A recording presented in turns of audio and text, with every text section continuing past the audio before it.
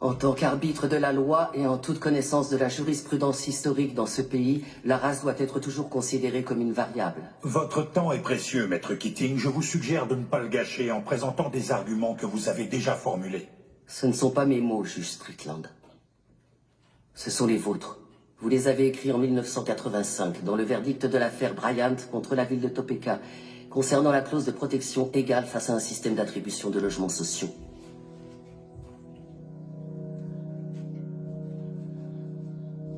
Le racisme fait partie de l'ADN des États-Unis d'Amérique.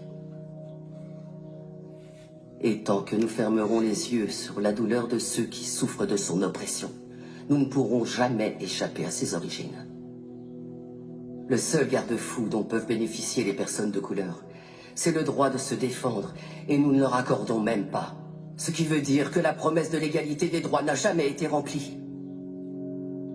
En raison de l'échec de notre système judiciaire et de notre défense publique en particulier, l'époque de la ségrégation n'est toujours pas derrière nous. L'époque où les lois ont rendu illégal que les Noirs et les Blancs soient enterrés dans le même cimetière, où on catégorisait les gens en carterons ou en octavons, où on punissait un Noir parce qu'il avait demandé des soins médicaux dans un hôpital pour Blancs.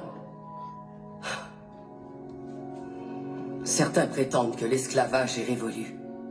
Mais allez dire ça aux prisonniers qui sont parqués dans des cages et à qui on dit qu'ils n'ont pas le moindre droit. Des personnes comme mon client Nathaniel Leahy et des millions d'autres personnes comme lui qui sont enfermées dans nos prisons et reléguées à une existence indigne d'un être humain. Il n'y a aucune alternative à la justice dans cette affaire. Il n'y a pas d'autre option. Prendre une décision à l'encontre de mon plaignant, c'est choisir de remplir les poches des propriétaires de prisons, plutôt qu'offrir une défense digne de ce nom à tous ceux qui y sont enfermés. Est-ce que c'est l'Amérique dans laquelle veut vraiment vivre cette cour? Un pays où l'argent a plus d'importance que l'humanité? Où la criminalité est confondue avec les troubles mentaux?